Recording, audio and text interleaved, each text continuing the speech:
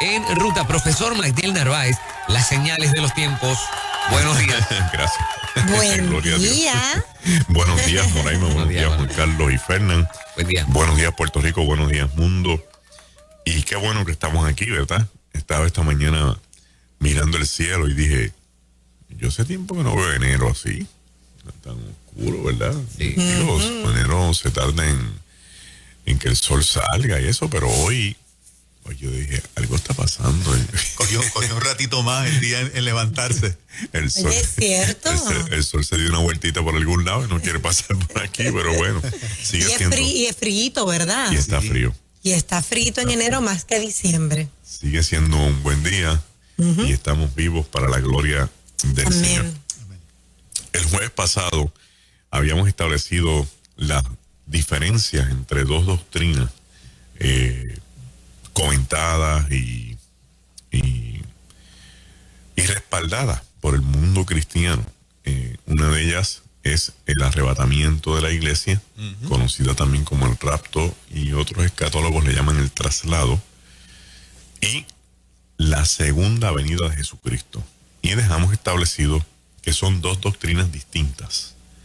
Que cuando la gente a veces dice Cristo viene, se está refiriendo al arrebatamiento de la iglesia, no a la segunda venida de Cristo. Okay. Y habíamos establecido que los creyentes que creen en la escatología del rapto de la iglesia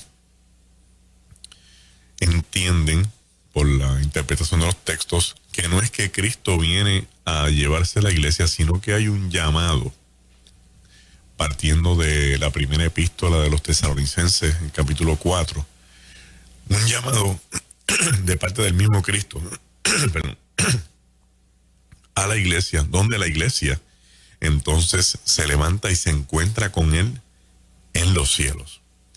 En ese tipo de interpretación, el texto todo ojo le verá no aplica. Todo ojo le verá, entonces es más para la segunda venida de Cristo, que está en el capítulo 19 según Apocalipsis, porque ahí entonces hay una manifestación visible del Hijo de Dios, el Hijo del Hombre, que viene a juzgar vivos y muertos. Vamos a mirar ahora cómo se van clasificando las diferentes vertientes dentro de cada doctrina. Primero tengo que mencionarle en cuanto a los textos que existen múltiples textos para validar todas las posturas, aunque entre ellas haya contradicciones. Porque los textos no se contradicen, lo que se contradicen son las posturas. Exacto. Los textos realmente no son el problema. El problema es la interpretación que se le adjudica a cada uno, a veces sin considerar la unidad literaria de la Biblia y los contextos de cada texto. Y quiero hacer un poquito de énfasis en este aspecto porque para las personas que nos escuchan, nos siguen y en realidad, ¿verdad?, nos apoyan y nos respaldan, yo creo que quizás uno de los 3 problemas más grandes que tiene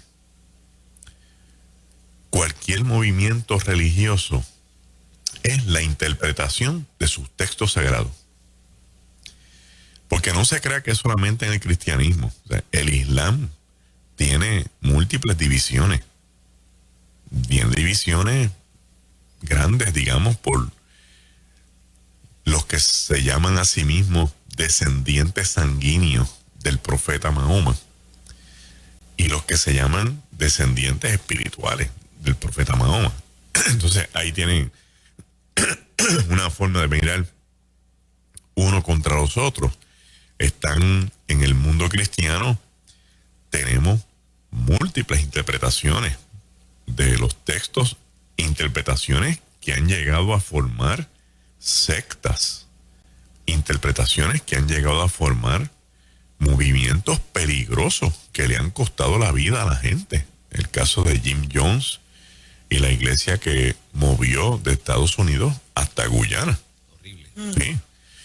Tenemos gente en Waco, Texas. Hubo un grupo de gente que estaban armándose, dicho sea de paso, con armas y todo para la venida de Cristo. David Koresh. David Koresh. Porque ellos pensaron, ¿verdad?, que era el procedimiento para llevar a cabo, y le costó la vida a mucha gente. Y así usted sigue mirando y va a encontrar modelos, ejemplos y eventualmente situaciones problemáticas. A veces la gente me dice, pero si la Biblia es la palabra de Dios, ¿por qué tengo que interpretarla? Oye, le dije, bueno, primero porque estos textos no son escritos ayer. Estos textos, los más jovencitos van a cumplir 2000 años. Entonces, están escritos en 2 idiomas que no son los nuestros. Fueron escritos inicialmente para gente que no somos nosotros. Pablo no se sentó a escribir los Corintios y dijo, déjame ponerle este paréntesis para que cuando Juan Carlos esté allí hablando con Nueva Vida, en Nueva Vida, se entienda lo que estamos pasando. Eso no pasó. Eso no pasó. Entonces, si yo no veo el texto en su contexto, tengo un peligro inminente, porque lo voy a interpretar a mi conveniencia y a mi situación, y eso excluye a todos los demás. Entonces, la regla es mirar ese texto en el contexto al que pertenece primero, para yo después ver cómo lo puedo interpretar, qué de ese mensaje para ese contexto es para mí hoy en el 2021. Un ejemplo bien rápido para que lo puedan mirar. Cuando el Apocalipsis habla, por ejemplo, del monstruo de las 7 cabezas con los 10 cuernos, en el contexto histórico de Juan, eso es Roma. Eso es Roma, una ciudad fundada sobre 7 montañas y 10 emperadores que fueron un desastre para el mundo cristiano. ¿Sí? Pero lo tengo que dejar ahí. No, no lo voy a dejar ahí. ¿Por qué? Porque eso está entre los capítulos después del capítulo 3, que son los capítulos que se adjudican en aquello que Cristo le dijo a Juan, y escribe las cosas que son las que están pasando y las que han de suceder, y esas son las que han de suceder. Entonces, a pesar de que era su contexto histórico, es bien probable que hay una interpretación que va corriendo con el tiempo a lo largo y ancho en la historia de la iglesia, que no es para meter miedo, es para ubicar la iglesia en su realidad contextual cuando le toque. Magdalene, ¿en qué parte es la que se da la opinión de muchos que dicen que ya el regreso ocurrió, que no hay regreso, que ya eso se dio? ¿En qué parte es que está la malinterpretación? Sí. Cuando la mentalidad preterista, es como se llama esa escuela, plantea que ya Cristo vino, utilizan la interpretación de que el libro de Apocalipsis se escribió antes del año 70. Uno, que lo que plantea la Biblia sobre la resurrección de Jesucristo y que los discípulos y otra gente lo vio, ese era su regreso. Y que después de eso, el elemento de la destrucción es lo que ellos asocian con todo lo que vivió Jerusalén en la primera guerra judeo-romana del año 66 al año 70 y pico después de Cristo, que incluye la destrucción del templo, la destrucción de la ciudad, y a eso es que ellos llaman gran tribulación y todo lo demás. Pero ya Cristo vino, porque la venida de Cristo era la resurrección y la venida espiritual en la vida de cada creyente. Y se refieren a Jesús cuando habla de cierto no pasar a esta generación, ¿no? Exactamente, exactamente. Ahora, esa mentalidad tiene un problema bien grande. Bien grande. Bueno, tiene varios, pero uno que saca toda la teoría de carrera. El Apocalipsis no se escribió antes del 70. Porque ellos están asociando el emperador anticristo. Pero Nerón lo ejecutaron en el 68. Después Roma tuvo unas desgracias civiles. Tuvo 3 emperadores. Otto Galba Vitelo. Se monta Vespasiano, que es el papa de Domiciano y de Tito, y controla la situación en Roma. Y es que viene la destrucción en el 70. Pero el Apocalipsis lo escribe Juan en Patmos, porque eso mismo dice el libro. Y ese libro, cuando se escribe en Patmos, hay que empezar a preguntarse, ¿y quién era el emperador que lo puso en Patmos? La contestación histórica es Domiciano. ¿Y en qué año Domiciano fue emperador? Del 86 al 96, no es en el 70. Así que el libro de Apocalipsis tiene 20 y pico de años más después de la destrucción del templo. Por lo tanto, no puede ser un libro profético escrito 30 años después de los eventos que supuestamente va a profetizar. Y ahí se cayó. Okay. Ahí se cayó. Ese detalle es sumamente importante. Sí. Sí, se cae. Entonces, lo segundo, el segundo puntillazo contra esa teoría es, si el regreso de Cristo es la resurrección de Jesús con su discipulado y con su apostolado, entonces ¿para qué Pablo escribe que lo va a volver a ver? ¿Para qué Pedro anuncia que va a regresar si ya había regresado? ¿Se equivocaron Pedro y Pablo? Pues pronto vendrá el Señor. No sé, ya tú lo viste resucitado. Ya vino, porque ¿qué anuncio tú estás haciendo? Pudiéramos rescatar de esa escuela, pregunto, ¿no? El asunto de que en efecto cada uno de nosotros tenemos un encuentro al que podemos llamar una venida de Cristo a nuestras vidas y que todos vivimos en algunos momentos de la vida unas grandes tribulaciones. Sí. Sí, porque hay conceptos que tú los puedes ubicar en todo tipo de clasificación de tu vida. Por ejemplo, no es menos cierto que la iglesia cristiana en China vive una gran tribulación. Exacto, sí. No se lo vamos a despintar. Cierto. No le puedo decir al mundo cristiano, especialmente a los griegos ortodoxos del Medio Oriente, que caen en manos de ISIS y los ejecutan, que no están viviendo una gran tribulación. Sí, porque tú le dices a esa gente, viene una gran tribulación, ¿y qué te van a decir ellos? ¿Qué incluye eso? Persecución, y pues eso está viviendo nosotros aquí. Sí, que nos matan. Claro. Por lo tanto, los conceptos escatológicos se pueden ubicar en múltiples contextos vivenciales, dependiendo de lo que esté viviendo la persona. En términos espirituales, uno pudiera decir, bueno, Cristo vino porque Cristo está en mí a través de su Espíritu Santo. Pero la Biblia plantea un regreso físico, no este regreso espiritual o este estado espiritual al que yo me hago referencia. Así que cuando las personas tienen el deseo de leer la Biblia, tienen que considerar múltiples factores para no caer en la trampa de sacar un texto de aquí y cuadrarlo con un texto de acá sin mirar los contextos.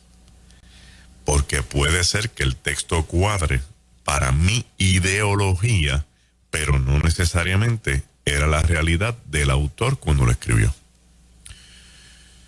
Bueno, un ejemplo adicional para pasar a las diferentes vertientes del arrebatamiento y después la venida de Cristo. Cuando Pablo se encontraba escribiéndolo a los Corintios, que es bien probable que es la iglesia que más candela le dio, hay eruditos que hablan de que es posible que Pablo le haya escrito un número de 5 cartas a los Corintios, de las cuales solamente tenemos 2. Lo que es hoy para nosotros la primera epístola es posiblemente la segunda epístola de Pablo, porque en esa epístola hace referencia a una carta previa llamada la Carta de las Lágrimas, donde los corintios lo hicieron llorar porque lo humillaron, lo torturaron, haciéndole decir, tú no eres discípulo, tú no eres apóstol, nada, tú no estabas con ellos, y Entonces él llora y escribe esa carta, parece que recibe otra, escribe esta otra. Y hay una situación en Corinto que si uno no lee y entiende la historia de la región, no puede apreciar la defensa de Pablo con las mujeres. Este asunto de los atavíos y la ropa y las cuatro cosas, lo que pasa es que en la vida de Pablo en Corinto, que es una ciudad llamada ciudad-estado, Grecia tenía 5 ciudades-estado, que eran las que todos los años celebraban Juegos Olímpicos en su ciudad. Y cada 4 años competían las 5 ciudades. De ahí que vienen las Olimpiadas. Entonces, perdón, la zona portuaria, las mujeres que vivían de la prostitución se vestían de una forma. Okay. Las amantes de la gente de la clase alta se vestían de otra forma. De otra. Las sacerdotisas, que eran las que convivían con los sacerdotes de los templos griegos, se vestían de otra forma. Entonces Pablo está diciendo a las hermanas de la fe cristiana que se vistan de una manera decorosa para que no le falten el respeto cuando las vean en la calle. Si yo no tengo ese dato histórico, no puedo entender el texto al que pertenece. Pues entonces eso es para el tiempo de Pablo, eso no tiene que ver con nada hoy. No, porque según Pablo se preocupa por las hermanas de la congregación de Corintios, que no las comparen con mujeres que tienen problemas con sus testimonios. Yo puedo inferir que para el día de hoy la mujer debería vestirse decorosamente igual que el hombre, porque no es solamente la mujer, es que uno tiene ropa para cada ocasión y entonces lucir para el Señor lo mejor posible sin caer en las trampas de lo que el mundo nos ha querido hacer ver. Ahí tiene un ejemplo y hay 1000 ejemplos más, pero vamos a ir a los demás que tienen que ver con los temas de hoy. Dependiendo la interpretación de la persona que estudia y lee, entonces es que se ponen en orden los eventos escatológicos del final de los tiempos. O sea, si la persona lee la palabra y le estudia y va poniendo nota, como gente que yo veo que le pone notitas en la Biblia y para aquí y para allá y le pone un 1 aquí y 1A y 1B y allá pone el C y el D. Entonces hay gente que agarra esto como si fuera una cartulina y lo va poniendo en un orden, ¿no? Pues todo va a depender de cómo cada persona interprete esto para los órdenes que van a darle o adjudicarle a los eventos. Nosotros aquí le vamos a dar una recomendación, ¿verdad? Y les recordamos a los hermanos que nos escuchan que estas son recomendaciones. Esta no es la ley de interpretar la Biblia. Ni este es la torre de la interpretación. Son opiniones y recomendaciones que a mí me parece que le pueden ayudar en el estudio de la Biblia y usted llegue a su opinión y usted llegue a su creencia y vamos a ser los dos felices con eso, porque al final del día es lo que Cristo tenga para su iglesia. Amén. Los textos que tienen que ver con el arrebatamiento y con la segunda venida de Cristo se pueden separar en 2 categorías principales. Es una clave. La primera, aquellos textos que son para el arrebatamiento son los textos donde Jesús aparece en ese texto, pero cuando aparece es que viene, toma a alguien, pero no se queda para reinar. Y vino el novio, apareció y se llevaron las vírgenes que estaban preparadas, Mateo 25, y se fueron con él y cerraron la puerta y cenaron. Ahí no habla de que está reinando en la tierra. Pues ese tipo de texto, muchos escatólogos entonces lo ponen en la clasificación de los textos que tienen que ver con el arrebatamiento. El segundo grupo de textos es aquellos que están asociados con el regreso visible de Jesucristo, donde Cristo regresa y se queda para establecer su reino. Cuando el Hijo del Hombre vuelva, hallará fe en la tierra. Es un texto que pertenece a su regreso.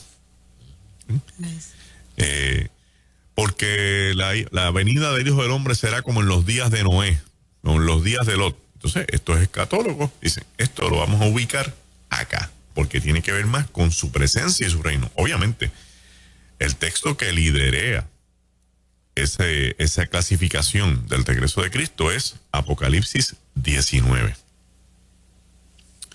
Ahora, vamos a entrar ahora en de un amigo que le gustaba decir en el nitty gritty. ¿Qué decía eso? Pero es nitty gritty. El meollo. En el meollo del asunto. ¿Dónde es que el grillo tiene la manteca? Entonces, esos dichos de calle que uno los dice y no sabe ni qué significa. Sabe Dios está diciendo algo malo, ¿verdad? Oye, ¿verdad, Matías? Sí.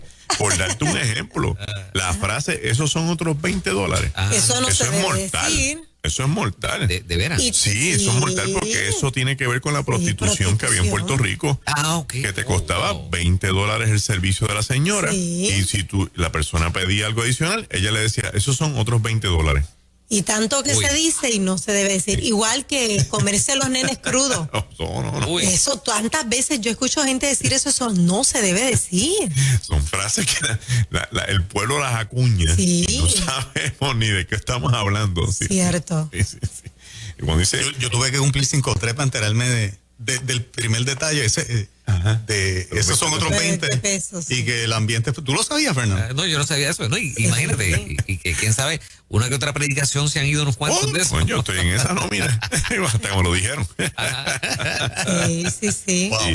Y una frase adicional, ¿verdad? Que la sangre no llegó del río. Exacto. Sí. Esa frase es de la Inquisición. Cruel. Sí, cuando agarraban los judíos en España, los llevaban a la falda de los ríos y entonces los empezaban a degollar. Y uno preguntaba, ¿cómo va eso? Todavía la sangre no llegó al río. Wow. Bueno, y así deben haber 1000 frases más. Pero vamos aquí, a donde está el meollo, esa sí la podemos decir. La primera vertiente quiere decir que usted tiene una troncal. Y la vertiente es la primera salida. Bien. Algo que sale de un troncal. El troncal es la doctrina del arrebatamiento. Pues la primera vertiente es la que plantean unos escatólogos bien radicales y fundamentalistas que hablan del arrebatamiento parcial. Casi nunca se habla de eso. Por eso es que a mí me gusta este programa, porque uno puede traer todo lo que uno ha leído, estudiado para compartirlo con la gente. El arrebatamiento parcial es, mira, ellos dicen, esta vertiente plantea que la iglesia se va a los cielos. Ellos creen en el rapto, en el arrebatamiento, pero dicen, pero no todos. Solamente se van a ir los que estén preparados. Entonces, el planteamiento es que este misterio es solo para los que creen, velan y esperan. Como las vírgenes de la parábola que estaban preparadas. O sea, el fuerte de ellos es la parábola de las 10 vírgenes. Y ellos dicen, esa parábola plantea que las 10 vírgenes sabían de ese regreso. Y ya dije hace unos minutos atrás que ese es uno de los textos que se asocia con el arrebatamiento, porque no plantea en ningún lugar que Cristo se queda para reinar, sino que llega, se lleva a los suyos, cierra la puerta y hay una cena. Y después tocan la puerta y no pueden entrar. Ese está en esa línea. Ellos dicen, esa parábola tiene 10 vírgenes, y la parábola obviamente no es un relato real como una narrativa común y corriente, es un relato que tiene una enseñanza, pero usa elementos de la vida real. Y las 10 vírgenes saben que el novio va a venir. Y ya sabemos que Cristo es el novio, porque Cristo le dijo a los discípulos de Juan, cuando el novio está, los que están en la boda no tienen que ayunar. Así que él se adjudicó ese título del novio. Plantea que las 10 vírgenes tenían lámpara. Mira qué interesante. Y tenían aceite. Lo que pasa es que hay 5 que no tenían suficiente. Entonces, cuando anuncia, dice que empezaron a escuchar las voces de que el novio venía, ellas salen corriendo. Para los que les guste buscar nota, esto está en Mateo 25. Y se dan cuenta que con el aceite que tienen no van a poder llegar. Así que le piden a las 5 que tenían en la lámpara y tenían aceite adicional, que les dieran de su aceite. Dicen, no, porque si te damos de este aceite, vamos a quedar mal nosotras, o sea, no vamos a llegar, y ustedes tampoco. Así que vayan y compren. Y en lo que fueron a comprar, el novio vino y cerró la puerta, y se quedaron fuera del banquete. Fíjate qué planteamiento cuando nos dicen, ellas conocen del regreso, ellas tienen sus lámparas, ellas tienen aceite, pero no están preparadas. Entonces, este grupo de escatólogos dice, así le va a pasar a la iglesia. Va a venir el rapto de la iglesia, va a venir el arrebatamiento, y los que no estén preparados no van a ir. Un planteamiento interesante y no es. Lo que pasa es que esa vertiente tiene varios escollos. Tiene varios escollos. Vamos a ver algunos de las respuestas de otros escatólogos, porque aquí vamos a hablar en los segmentos futuros de los jueves, hablando sobre esto, de cómo unos plantean unas cosas y cómo otros atacan a estos planteamientos, ¿verdad? Y cuando digo atacan, no es que hay una guerra, sino cómo los argumentos empiezan a chocar entre ellos. El primer argumento que ellos plantean dice, no, ahí hay un problema porque el apóstol Pablo dice que los muertos en Cristo se levantarán primero. O sea, ¿y cómo sabemos que todos los muertos estaban preparados? Pablo nos dice, y los muertos que murieron preparados se van primero. Entonces le tiran con ese sistema. Tú planteas que todos los muertos se van primero y todos los que murieron eran vírgenes, todas preparadas. Y entonces los que son vivos son los que tienen que estar buscando la manera de sobrevivir para llegar hasta allá. Interesante el planteamiento. El segundo planteamiento, que es el más fuerte, es, pero este acto de llevarse la iglesia, ¿no es un acto de gracia o es un acto de obras? ¿Cristo me va a llevar por lo que yo pueda hacer por mí o porque yo creo en Él? Es interesante, porque el ir a buscar aceite plantea que yo tengo un esfuerzo por ir a buscar, ¿verdad? Y entonces, eso plantearía que el cuerpo de Cristo está fragmentado, en vez de unido, que está fragmentado porque está compuesto por gente preparada y por gente que no está preparada. Y vienen los que defienden esta teoría y dicen, no, déjame aclararte algo. La aclaración es más sólida todavía que la misma vertiente. Déjame aclararte algo para que lo tengas bien claro en tu mente. El problema es, según los escatólogos de esta interpretación, que para nosotros las 5 vírgenes que no estaban preparadas no forman parte de la iglesia, porque solamente forman la iglesia los que están preparados. Imagínate tú. Y eso es agarrar un hacha y dar un hachazo a una mesa. Si los que estén sentados a la derecha se van y los que estén sentados a la izquierda se quedan. Porque estaríamos nosotros determinando quién está preparado y quién no está preparado, ¿verdad? Y aquí lo que plantea, entonces, ¿verdad? Pues la pregunta que está en el aire es, bueno, ¿y cómo interpretamos esta parábola? Lo que se interpreta en esta parábola es,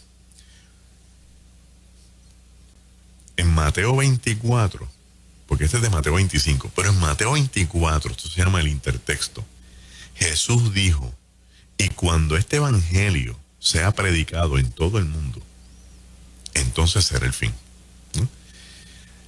Las 10 vírgenes lo que representan es que todo el mundo escuchó la palabra. Todo el mundo sabía que Jesús venía. Todo el mundo sabía que había que prepararse. Todo el mundo. Pero en ningún sitio establece quién se va y quién se queda, que sea determinado por nosotros en nuestro juicio personal y en nuestros criterios de quién es un buen cristiano y quién no es un buen cristiano. Todavía la iglesia necesita madurar con respecto a ese asunto.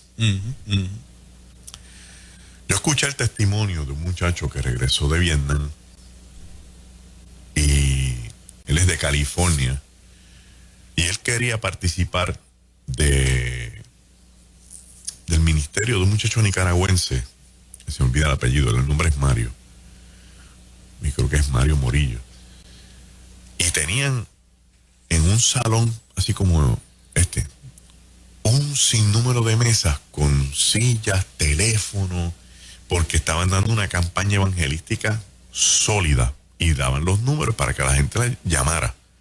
Y este muchacho, sin encomendarse a nadie, había una silla vacía, se sentó y rompió a contestar el teléfono. Dios te bendiga, y orando por la gente y con intensidad. Y de hecho, el predicador, que es el que lo identifica, le llama la atención por la intensidad con la que él estaba. Entonces él tiene un jacket militar, estaba al bus y está ahí entregado.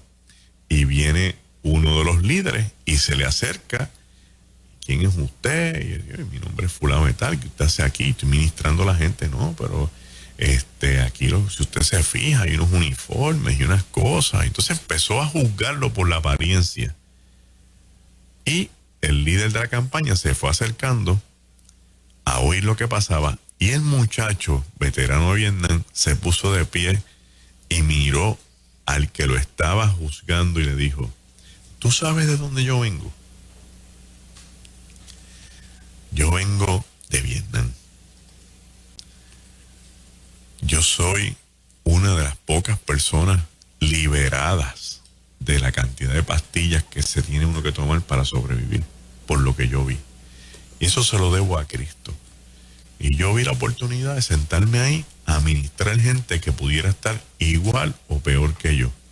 Y tú has venido aquí a decirme que yo estoy mal y que me tengo que convertir. ¿Quién te dijo a ti que yo no estoy convertido?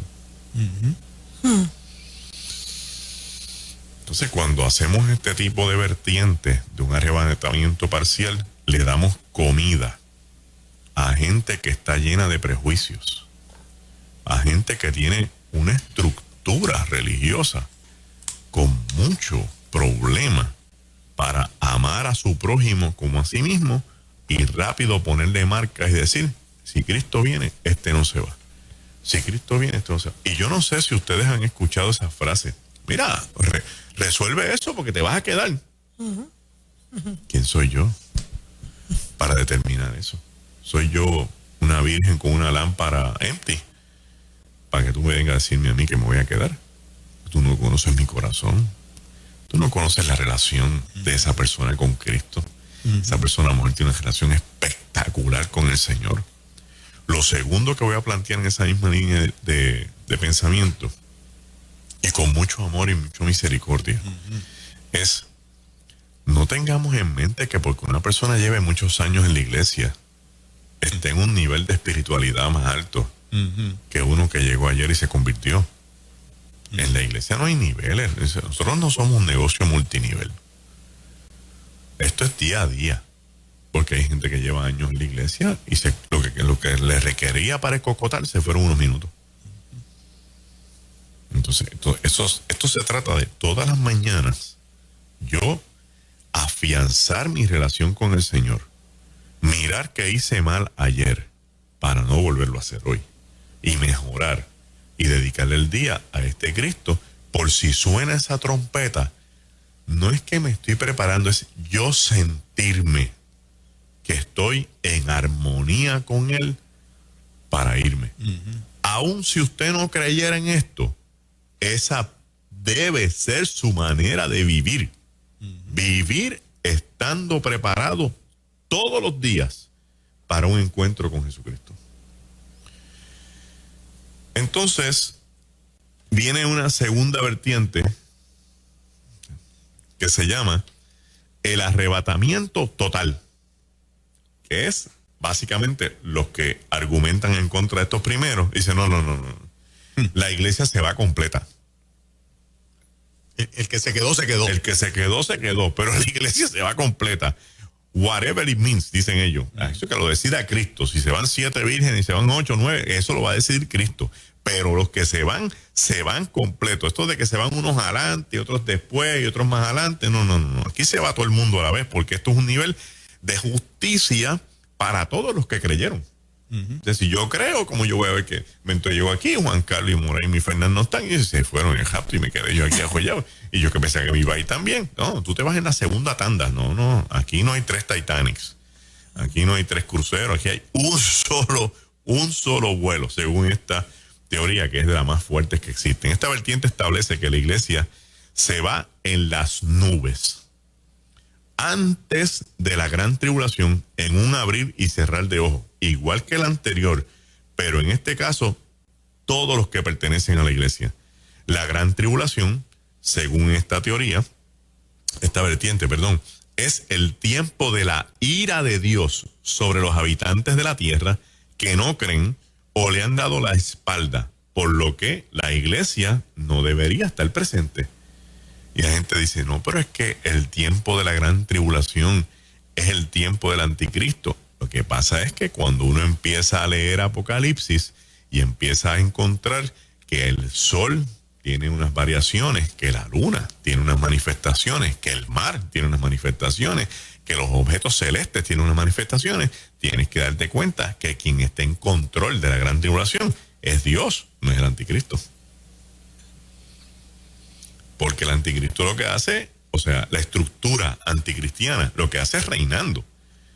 Pero el dominio de la soberanía sigue siendo de Dios. Dios no negoció su soberanía y está usando el brazo del enemigo para castigar a aquellos que le dieron la espalda a él y se quisieron quedar con esta estructura. Ah, pues si esta es la estructura que tú quieres, quédate ahí. Entonces hay gente que dice, es que es una estructura difícil de digerir. La estructura del faraón de Egipto. Uh-huh. Los egipcios quisieron seguir a su faraón y quiso Dios, pues yo te voy a someter a 10 plagas. Porque tú eres ahí. Sí, pero entonces el pueblo de Israel se quedó allí. Bueno, porque en ese contexto no hay necesidad de un arrebatamiento. Ese pueblo hay que sacarlo para la tierra prometida, para que venga un Salvador. O sea, por eso dije ahorita, mire los textos en los contextos. Bien, mira el faraón, como trata de desafiar a Dios y enfrentarse a él, y Dios lo somete mediante las plagas. Protege el pueblo porque ese pueblo tiene una misión y hay que llevarla adelante, pero lo protegió aún dentro de las mismas plagas. Le puso la mano, no lo tocó, la plaga no tocó al pueblo de Israel. Magdiel, sí. Yo desde pequeñito en la doctrina del rapto te pregunto, uh-huh. Siempre me enseñaron, no conozco el contexto completo, te pregunto, Mateo 24 del verso 40 al 42 uh-huh. Dice, entonces estarán 2 en el campo, el uno será tomado y el otro será dejado. 2 mujeres estarán moliendo en un molino, la una será tomada y la otra será dejada. Velad pues, porque no sabéis a qué hora ha de venir nuestro Señor. Esta porción siempre me la han enseñado para sostener la doctrina del rapto. Esta porción está en ese contexto. Sí, está en Lucas también. Ok. Entonces, cuando tienes una porción que se repite en 2 evangelios que no comparten a Marcos, ¿verdad? La teoría de las narrativas, de las fuentes, te das cuenta que Mateo le está escribiendo esto a los judíos que se fueron en la diáspora después de la destrucción del templo. Porque hay gente que me dice, no, pero eso Cristo se lo dijo para que se prepararan porque la destrucción del templo venía de camino. Lo que pasa es que Mateo se escribe en el 80, ya han pasado 10 años de la destrucción del templo.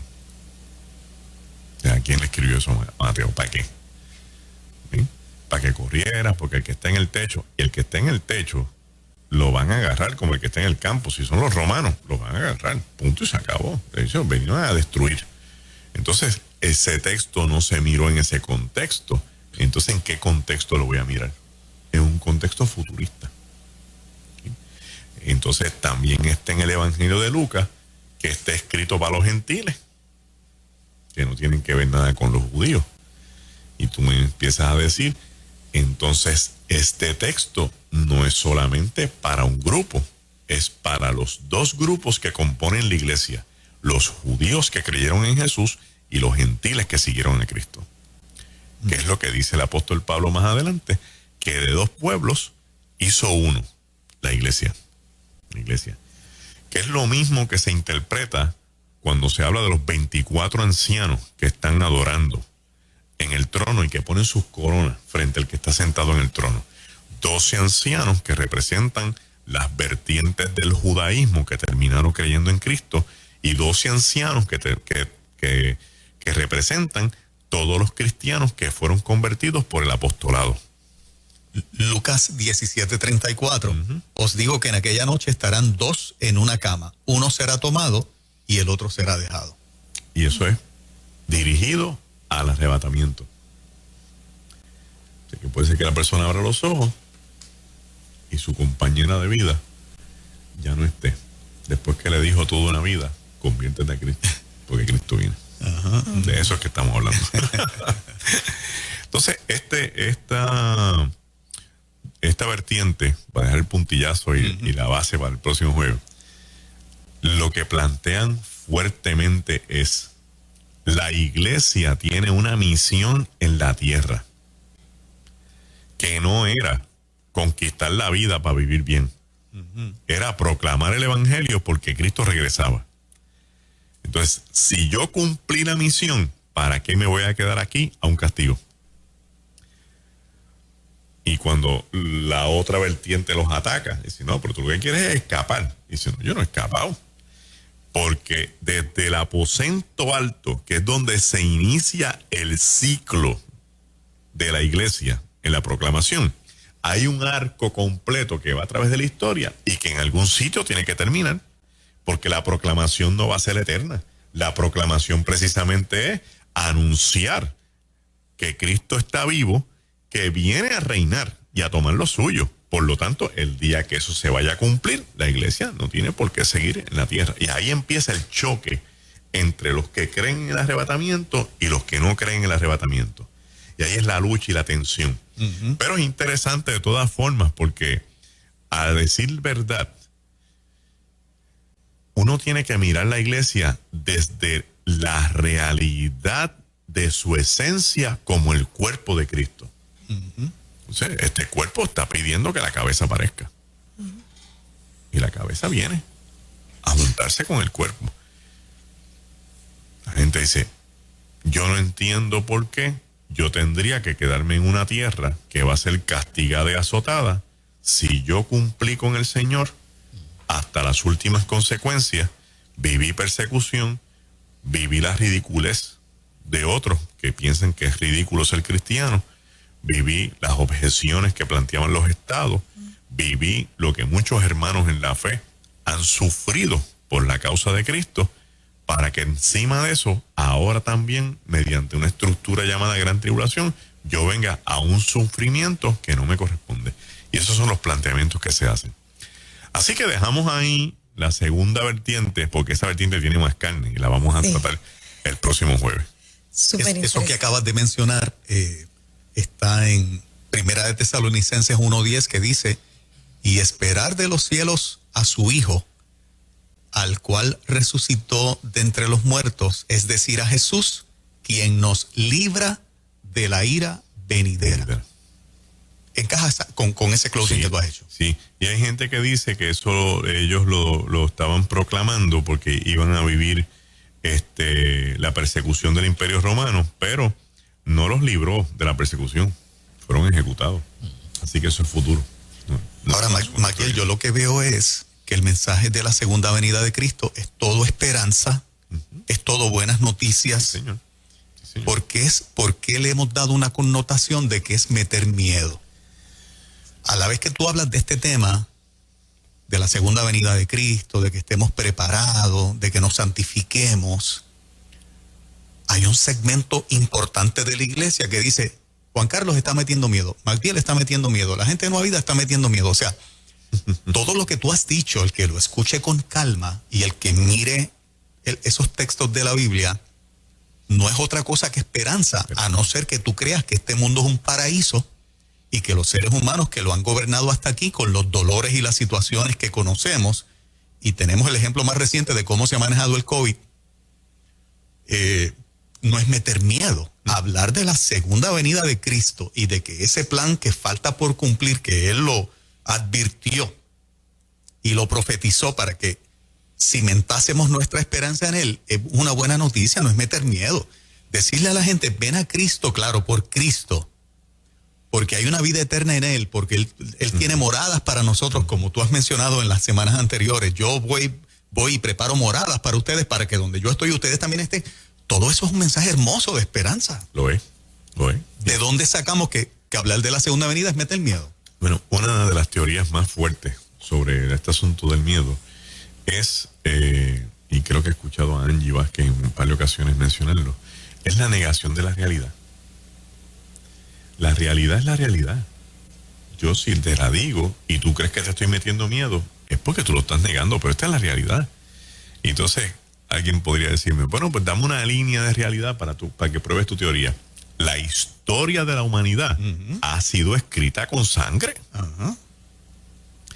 Si tú lees la historia del mundo, con hambres, con pestes, con injusticia, con guerras, corrupción, con conquistas, corrupción, luchas de poder,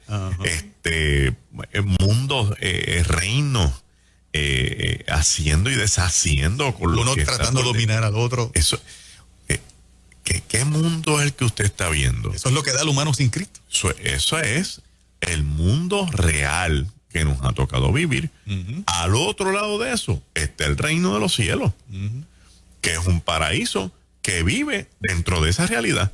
Pues entonces nosotros seguimos proclamando esperanza en un mundo de crisis. Exacto. Yo cuando se hacían fiestas, ¿verdad? En los tiempos de antes del COVID, pues yo recuerdo, no mucho tiempo atrás, en una fiestecita, un cumpleaños, creo que era, una joven, había música cristiana en la fiestecita. La canción que estaba puesta, no recuerdo cuál era, pero sí recuerdo que el detalle era que hablaba de la segunda venida de Cristo, ¿no? Esa muchacha no era cristiana y se me acerca y me dice, tú sabes, en un momento de estos filosóficos que se dan en las fiestas, en las reuniones, me dice, tú sabes una cosa, no era cristiana, me dice, ¿sabes una cosa que me gusta de ustedes? Que ustedes están esperando algo bueno. En referencia a la canción. Sí, mira, para que tú veas como el mundo puede verlo totalmente diferente. O sea, pudiéramos nosotros, iglesia, estar más prejuiciados de una buena cantidad de gente que está allá afuera.